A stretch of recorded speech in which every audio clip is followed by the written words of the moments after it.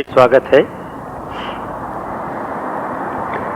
गत रविवार हम लोगों ने ये देखा कि भगवान कृष्ण ये बता रहे हैं कि कर्मकांड, वेदों का जो कर्मकांड अंश है वह भी यही संसार है। त्रैगुण्य विषया वेदा निस्त्रैगुण्यो भव अर्जुन, कि हे अर्जुन तुझे निस्त्रैगुण्य होना है। इन तीन गुणों ने ही हमको बांध के रखा है, सत्वगुण, रजोगुण और तमोगुण। यह सारा विश्व ब्रह्मांड त्रिगुणमय है और यही गुण हमें बांध कर रखते हैं। तो इसके लिए भगवान ने कहा था निर्द्वंदो भव, नित्य सत्वस्थ भव, निर्योगक्षेम भव, आत्मवान भव। इस पर गत रविवार चर्चा हुई थी। अब ये प्रश्न तो ठीक है, ये विचार समझ में आता भी है कि ज्यों-ज्यों हम कर्मों में आसक्त होते हैं, कर्मकांड का तात्पर्य कर्मों के द्वारा किसी प्रकार के फल की आशा, उपलब्धि, और उस उपलब्धि के मूल में बात यह है ऐसी आशा या ऐसा विश्वास कि अमुक कर्म के फल से हमें सुख मिलेगा। इस सुख की आशा से हम विभिन्न प्रकार का कर्म करते हैं, कर्म करने में प्रवृत्त होते हैं और उसके परिणाम स्वरूप हम कर्म में भी आसक्त हो जाते हैं और फलों में भी आसक्त हो जाते हैं। तो जीवन एक विचित्र सा ऐसा संकटमय हो जाता है कि फिर न तो हम कर्मों को छोड़ सकते हैं और न फल की आसक्ति छोड़ सकते हैं। कर्म और फल की आसक्ति न छोड़ने के कारण, न छोड़ सकने के कारण कहूँ, विवश होकर, बाध्य होकर हम एक दास के समान, गुलाम के समान काम करने लगते हैं। उसमें से उद्धार की कोई आशा नहीं दिखती। अपने जीवन पर यदि हम विचार करें तो आप देखेंगे अधिकांश क्षेत्रों में, जिसको हम लोग तथाकथित कर्तव्य कहते हैं, हमारा कर्तव्य है, हमारी ड्यूटी है, यदि हम निष्पक्ष और निर्मम होकर आत्मविश्लेषण करें, आत्मनिरीक्षण करें, तो हम पाएंगे कि तथाकथित कर्तव्य बुद्धि के प्रति कहीं न कहीं हमारा मोह अवश्य है। यदि केवल कर्तव्य उसके पीछे होता या है तो उसकी पहचान यह है कि फिर हमको किसी भी प्रकार के फल की आशा नहीं रहेगी। ये विशेष बात सदैव स्मरण रखना होगा। कर्तव्य के पीछे यदि फल की आशा है तो वो मोह है। हमने जामा उसको कर्तव्य का पहनाया है कि हाँ हमारा कर्तव्य है भाई, क्या करें, हम समाज के ऋणी हैं, हम परिवार, हम तो गृहस्थ हैं, घर है, परिवार है, पत्नी है, बच्चे हैं, पति हैं, आदि आदि विभिन्न प्रकार के सामाजिक संबंध। और इस घर और समाज तो छोड़ दीजिए, घर से ही संबंध है। घर, परिवार, आत्मीय स्वजन आदि के प्रति जो मोह है, मोह जनित तथाकथित कर्तव्य जो हमें लगता है वो वस्तुतः कर्तव्य नहीं है। हम अपने स्वजन संबंधियों से अथवा किसी पद विशेष से, धन विशेष आदि से आसक्त होकर उसकी उपलब्धि की आशा या आकांक्षा से कर्तव्य करते हैं। समाज सेवा का कर्तव्य, देश सेवा का कर्तव्य, आप देखिए, विचार करके, अपने मन से विचार करके देखें और दूसरे जो हमको सामने दिख पड़ते हैं, जितना समझा जा सकता है, देश सेवा, समाज कल्याण आदि को कर्तव्य बनाने वाले लोग या कहने वाले ऐसे व्यक्ति जो कहते हैं कि मेरे जीवन का यही उद्देश्य है, यही मेरा कर्तव्य है, मैं तो देश की सेवा करना चाहता हूँ, मैं तो समाज की सेवा करना चाहता हूँ, समाज में परिवर्तन लाना चाहता हूँ। ऐसे व्यक्तियों को यदि समाज में सम्मान न मिले, रिकॉग्निशन न मिले, अगर स्वीकृति न मिले कि हाँ हाँ आप बहुत बड़े समाज सेवी हैं, वाह वाह स्वामी जी कितना बड़ा काम कर रहे हैं आप लोग, इस प्रकार की स्तुति प्रशंसा न मिले, या उस सेवा के कार्य में पद कहीं हो, और सामान्यतः सभी प्रकार के कार्यों में कहीं न कहीं कोई पद के बिना समाज का काम नहीं चल सकता। छोटा सा भी काम करना हो तो कोई एक व्यक्ति मार्गदर्शक होगा, दूसरा सहायता करेगा। यह पद अगर हम न मिले, मैं अगर सेक्रेटरी न बन सकूं, अध्यक्ष न बन सकूं, अन्य किसी प्रकार के कोषाध्यक्ष आदि आदि का पद मुझे न मिले तो मेरे मन में क्षोभ होता है क्या? यदि क्षोभ होता है तो मैं समाज सेवा का कर्तव्य नहीं कर रहा हूं, देश सेवा मेरा कर्तव्य नहीं है। शुद्ध मेरा स्वार्थ है, शुद्धता मेरी आसक्ति है, और आसक्ति इसलिए है कि इस तथाकथित समाज सेवा, देश सेवा या परिवार की सेवा आदि के माध्यम से मैं या तो अपने अहम की तुष्टि करना चाहता हूं या अपने इंद्रियों के सुखों का प्रयास कर रहा हूं। बहुत संभव है एक अवस्था विशेष में या परिस्थिति विशेष में इंद्रियों के सुखों या इंद्रिय भोग की ओर हमारी वृत्ति उतनी तीव्र न हो। कोई अधिकार मिलने से हो सकता है मैं उससे अधिक धन का दुरुपयोग न करूं या उस पद का लाभ लेकर भोग में न डूबूं, किंतु इस अहंकार की तृप्ति कि मैं इतने लोगों के ऊपर हूं, मैं जो कहूंगा वो होगा, अहम की तृप्ति भी आध्यात्मिक जीवन में उतनी ही बाधा है जितने इंद्रियों का दासत्व।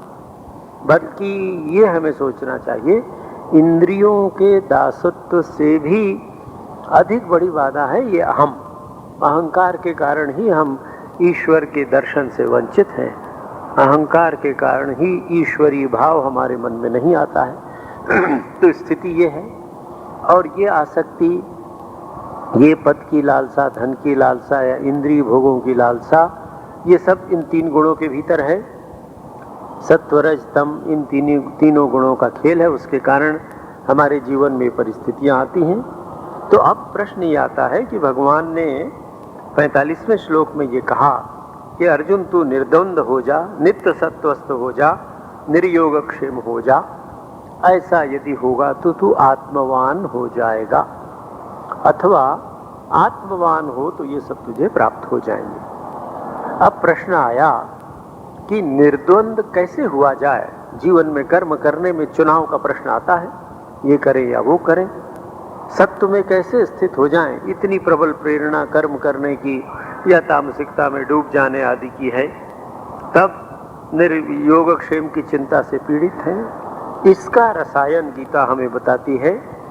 अब आज से जिस विषय की चर्चा होनी है वो गीता का प्राण है। वैसे गीता का प्रत्येक श्लोक महत्वपूर्ण है, किंतु साधना की दृष्टि से और व्यवहारिक जीवन में जिसका उपयोग किया जा सके, इस दृष्टि से जब हम विचार करते हैं तो हम देखेंगे 46वें श्लोक में भगवान ने तो कह दिया था कि जिस प्रकार एक सुंदर बड़ा परिपूर्ण जलाशय प्राप्त हो जाए तो और छोटे जलाशयों की आवश्यकता नहीं है, उसी प्रकार यदि तुम निर्द्वंद हो गए हो, नित्य सत्वस्थ हो गए हो, आत्मवान हो गए हो, तो तुम्हें अब वेदों की आवश्यकता नहीं है या शास्त्रों की आवश्यकता नहीं।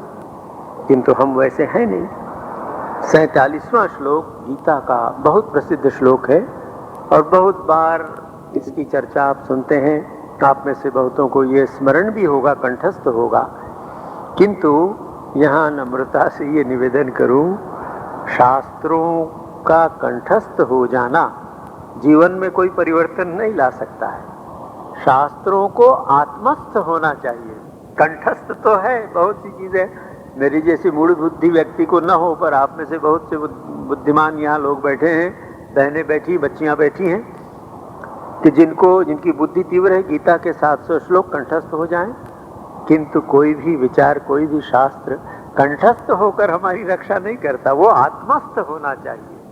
ये विचार जब हमारे हृदय में बैठ जाएंगे, हमारी आत्मा हो जाएगी, हमारे सारे व्यक्तित्व में रच पच जाएगा, हमारे जीवन का एक अभिन्न अंग हो जाएगा। जब हम इसको आत्मसात कर लेंगे तो हमारे लिए लाभकारी होगा। तो भगवान क्या कहते हैं गीता के 2 अध्याय के 47वें श्लोक में रसायन बता रहे हैं।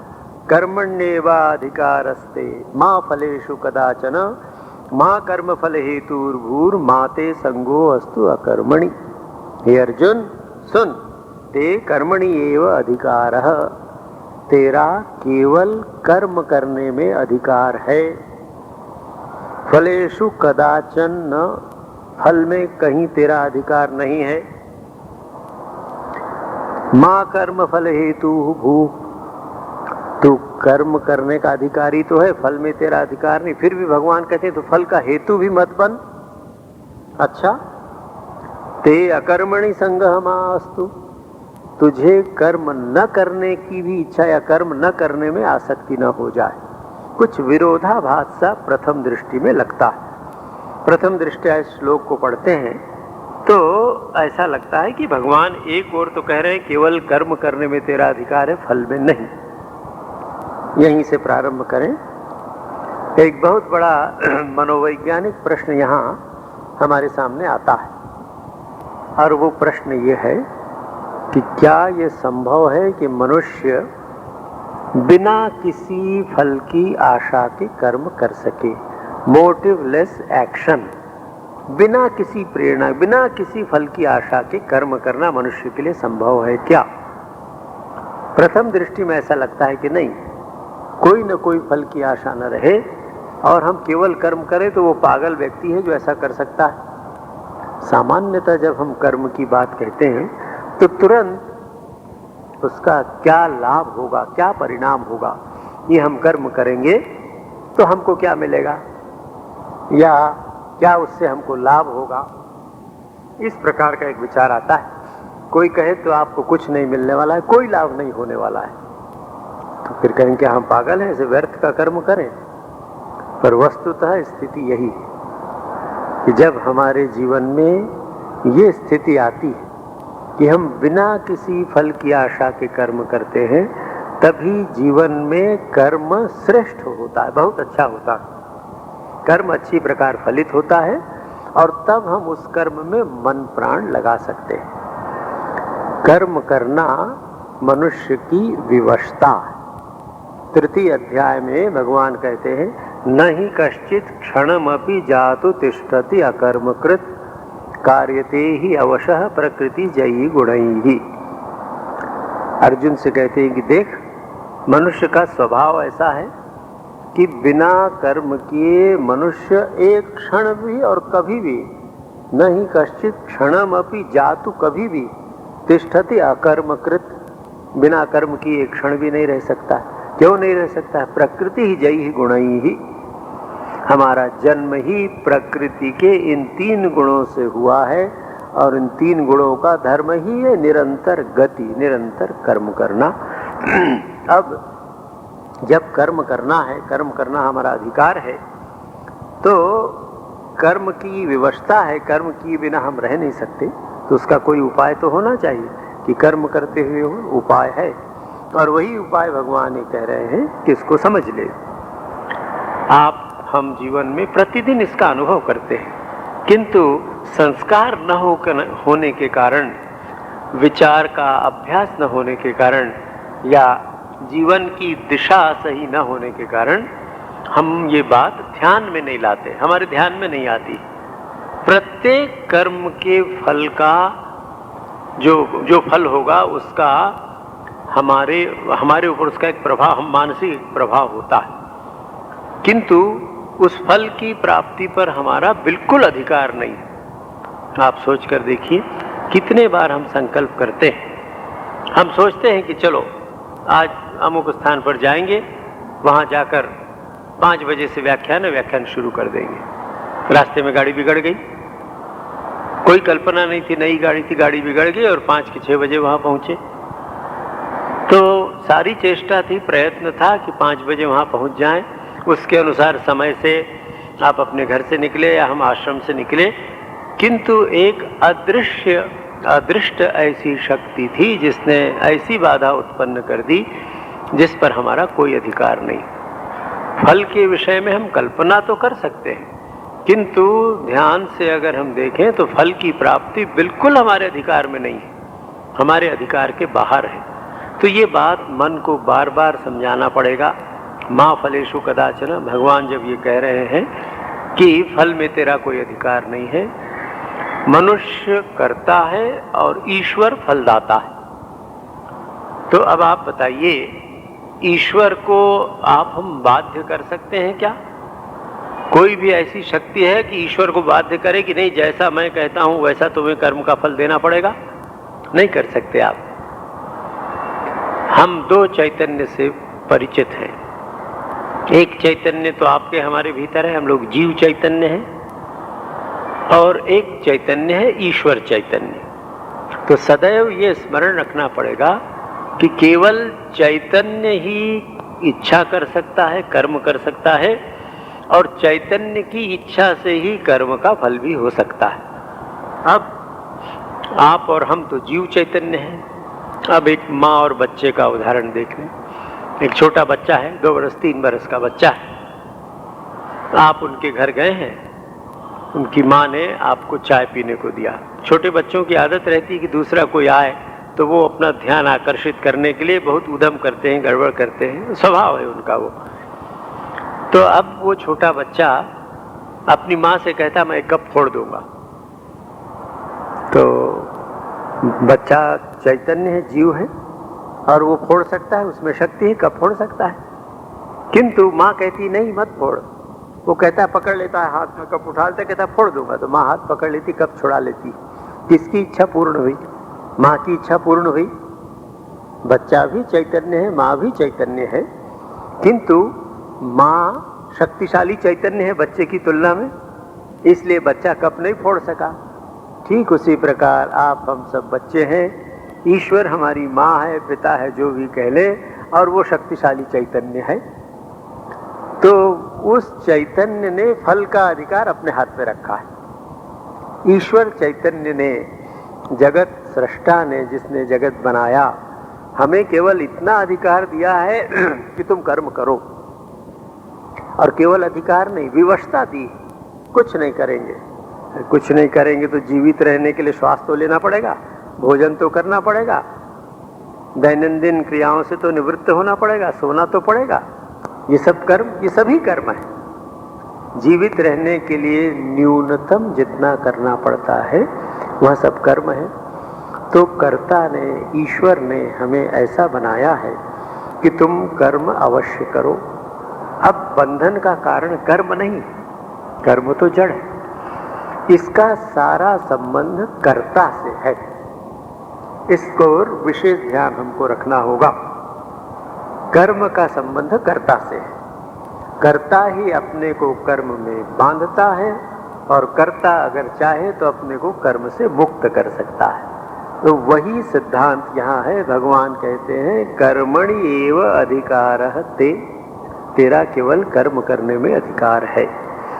तो जब कर्म करने में अधिकार है तो कर्म करते समय सारा ध्यान यदि कर्म की ओर रहे तो कर्म बहुत अच्छा होगा। जैसे एक बच्चा परीक्षा दे रहा है, अब परीक्षा देने के लिए उसे पढ़ाई करनी पड़ेगी और भी दूसरी जो अच्छी तैयारियां हैं, तो सारा ध्यान अपना पढ़ने में लगाए, प्रैक्टिकल आदि जो करने हैं उसमें लगाए, तो उसका फल अच्छा होगा। अब वो पढ़ने को बैठा और ये सोचता है कि अब इसमें फर्स्ट डिवीज़न मुझको आ जाएगा, इतने अंक मिलेंगे तो अमुक परीक्षा पास कर लूँगा, तो मेडिकल में चला जाऊँगा, तो मैनेजमेंट में चला जाऊँगा। आजकल मैनेजमेंट में बड़ी अच्छी नौकरी मिलती है, तो कंप्यूटर में चला जाऊँ तो और अच्छी नौकरी मिलेगी। इस परीक्षा के पास होने का फल ये उसके मस्तिष्क में घूम रहा है। अब होना तो ये चाहिए था, वर्तमान में उसका सारा ध्यान परीक्षा के विषय में लगना चाहिए था, पर ध्यान उसका फल में लगा। ज्यों ही फल की ओर हमारी दृष्टि गई, हमारा कर्म दूषित हो जाता है, हमारा कर्म अकुशल हो जाता है, बिगड़ जाता है, खराब हो जाता है। इसलिए कि कर्म तभी अच्छा हो सकता है जब उसमें पूरा मन प्राण लगा हो। तो भगवान ये कहते हैं कि जीवन में कल्याण के लिए ये आवश्यक है कि कर्म करते समय तुम अपनी संपूर्ण शक्ति, जो कुछ भी शक्ति हमारे भीतर शारीरिक, मानसिक, बौद्धिक है, हाथ में लिए हुए कर्म में लगाने का प्रयत्न करें। आज संभव नहीं है, किंतु धीरे धीरे धीरे अभ्यास करके आप हम सब इस प्रकार की योग्यता प्राप्त कर सकते हैं कि हाथ में लिए हुए कर्म में हम डूब जाएं। और जब परिस्थिति विशेष आती है तो हम में से प्रत्येक को अनुभव है, ऐसे अवसरों में हम कर्म में डूब जाते हैं। कर्म में जब डूब जाते हैं तो काम अच्छा होता है। एक माँ रोज अपने बच्चे के लिए भोजन बनाती है, बच्चा बीमार है, डॉक्टर आकर विशेष प्रकार के भोजन बनाने को कहता है, ऐसी खिचड़ी बनाइए, मूंग की दाल बनाइए, अमुक बनाइए। तो डॉक्टर बताता है ये चीज़ें उसमें मसाला मत डालिए, उसको भून के बनाइए। वही माँ जो प्रतिदिन बच्चे के लिए भोजन बनाती थी और दूसरे काम या दूसरा चिंतन भी करती थी, बीमार बच्चे को डॉक्टर ने जो पथ्य दिया है, वो पथ्य बनाते समय उसके मन में और कोई चिंतन नहीं आता है, कैसे इस पथ्य से मेरा बच्चा ठीक हो। उसी प्रकार प्रत्येक कार्य में यदि हम अपने को लगा सकें तो भगवान की इस आज्ञा का पालन होगा। कर्मणि एव अधिकारस्ते, तेरा कर्म करने में ही अधिकार है। जब तक हम कर्म प्रवण नहीं है, हमारा संपूर्ण व्यक्तित्व हम कर्म में ढालने का प्रयत्न नहीं कर रहे हैं, तब तक अभी भगवान की इस आज्ञा का हम पालन नहीं कर पा रहे हैं। तो कर्म में जब पूरा ध्यान लगाएंगे तो फल की ओर दृष्टि नहीं जाएगी। तो उसके विषय में ये विचार, जैसे माँ और बच्चे का उदाहरण आपके सामने, ईश्वर चैतन्य और जीव चैतन्य। तो जो कर्म हम करेंगे उसका फल हमें कब मिलेगा? जब हमारे मन में कर्ता और भोक्ता की कामना है। कर्ता और भोक्ता की कामना से किया हुआ कर्म हमें फल से जोड़ता है और वह फल हमें शुभ और अशुभ दोनों प्रकार के फल देगा, सुख और दुख देगा। जब भी हम कोई कर्म करेंगे उसका फल अवश्य होगा, बिना फल के कोई कर्म रह नहीं सकता है। तो जब कर्म का फल होता है तो उस कर्म के फल का भोक्ता होना चाहिए, परिणाम होना चाहिए। यदि साधक के मन में कर्तृत्व की बुद्धि है और भोक्तापन है तो उसको विवश होकर उस कर्म के फल को भोगना पड़ेगा। और संसार में आज तक ऐसा कोई व्यक्ति नहीं हुआ, भूतकाल में नहीं था, वर्तमान में नहीं है और भविष्य में नहीं होगा, जो जीवन में ऐसे कर्म करे जिससे केवल सुख ही सुख हो, जिससे अच्छा ही अच्छा और कुछ बुरा ना हो। प्रकृति ऐसी है कर्म की। अभी आप हम चर्चा कर रहे हैं, गीता की चर्चा से मेरे जीवन में ये पुण्य अर्जित हो रहा है या चित्त शुद्धि की प्रक्रिया चल रही है। आपके जीवन में भी चित्त शुद्धि की प्रक्रिया चल रही, बहुत अच्छी बात है। किंतु जो कुछ मैं आपसे निवेदन कर रहा हूँ, इस निवेदन में कितने बैक्टीरिया मारे जा रहे हैं मेरे बोलने से, लाखों बैक्टीरिया की मृत्यु हो रही है। तो उनके लिए तो ये गीता प्रवचन अच्छी बात नहीं है, हम चुप रहें वही ठीक है। तो देखिए, कोई भी कर्म परम शुद्ध और परम अशुद्ध नहीं, इसलिए कर्मों के फल भी परम शुद्ध और परम अशुद्ध में मिश्रित होते हैं। और मिश्रित जब तक होंगे तो सुख और दुख का मिश्रण रहेगा। इसलिए यदि हम फल की आसक्ति रखेंगे तो फल हमसे जुड़ जाएगा। भगवान ने स्पष्ट कहा, माँ फलेषु कदाचन, फल में आसक्ति मत रख। इसलिए भगवान ने कहा कि यदि तू, अर्थात कर्ता, आप, मैं, अर्जुन, कोई भी यदि कर्ता फल के प्रति आसक्ति रखता है तो वो फल के परिणाम से बच नहीं सकता। और भगवान कहते हैं यदि तू फल का परिणाम चाहेगा तो सुख और दुख दोनों होंगे, और सुख और दुख भोगने के लिए हमारे कर्मों से, जितने कर्म होते हैं, ये देह आवश्यक है। हमारे इसी जन्म के कर्म से ये देह पूरा फल नहीं भोग सकती, इसलिए मर के फिर जन्म लेना पड़ेगा। फल की आसक्ति न केवल सुख दुख का कारण है, फल की आसक्ति पुनर्जन्म का भी कारण है। फल के प्रति हम आसक्त रहेंगे तो बार बार जन्म लेना पड़ेगा, और जितनी बार जन्म लेंगे कर्म करना पड़ेगा। कर्म करेंगे तो फिर से वो फल की आसक्ति और फल की आशा, तो फिर वो सुख और दुख हमारे सिर पर आएगा। तो इस प्रकार अनंत ये जन्म और मरण का चक्र चलता रहेगा। जन्म मरण के चक्र से हम मुक्त नहीं हो सकेंगे। इस पर गंभीरता से विचार करना चाहिए। फलासक्ति से केवल यही जन्म नष्ट होगा ऐसा नहीं है, इसी जन्म में सुख और दुख होंगे ऐसा नहीं है। फल की आसक्ति आगे भी हमको जन्म लेने के लिए बाध्य करेगी, और ये जरा मृत्यु के जन्म मरण के चक्र में हम घूमते रहेंगे। इसलिए इस दो तत्वों पर गंभीरता से विचार करना चाहिए साधक को, साधिका को। क्या बताया भगवान ने? एक तो ये बताया कि कर्म करने में विवश हो, एक क्षण भी बिना कर्म किए तुम नहीं रह सकते, तो कर्म करो। तो जब कर्म करो तो सारा ध्यान कर्म में लगाओ। क्यों लगाओ? तुम फल के अधिकारी नहीं हो। फल का अगर तुम फल की आशा करोगे तो सुख दुख पाओगे। माँ कर्म फल हेतु भू, कर्मों के फल का हेतु भी मत बन। कैसे कर्म फल के हम हेतु बन जाते हैं? हम स्वयं कर्म नहीं करते हैं। हमने एक बड़ी दुकान चला रखी, अरे भाई हम तो लोक कल्याण के लिए करते हैं, हमारा कुछ नहीं है इसमें। उसकी जो आय होती है उस आय से हम जनता का सब की सेवा करते हैं, लाभ करते हैं। धन की आशा तो नहीं, किंतु उससे मिलने वाले यश की आशा, उससे मिलने वाले प्रतिष्ठा की आशा है। तो उस फल का हेतु तो मैं ही हुआ।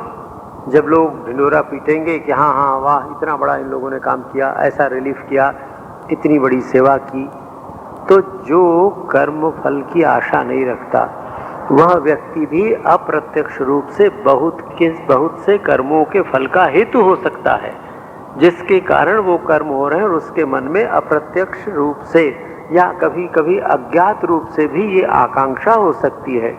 तो भगवान कहते हैं तू कर्म फल का हेतु भी मत बन, कर्म फल का हेतु न बनो। तो जब इतनी सी बात, इतनी कठिनाई है कि कर्म करना ही पड़ेगा, फल की आशा मत रहो, कर्म का हेतु मत बनो, तो उससे अच्छा है माते संगस्तु कर्मणि। भगवान ने कहा कर्म न करने में भी तेरी आसक्ति न हो। ये बहुत स्वाभाविक वृत्ति है मन की, मनुष्य के मन की। जब उसको कहा जाए कि अच्छा आप यहाँ आइए और ये अमुक काम कीजिए, तो क्या होगा? कुछ नहीं मिलेगा। अरे जो कुछ नहीं मिलेगा तो काहे को काम करेंगे भाई?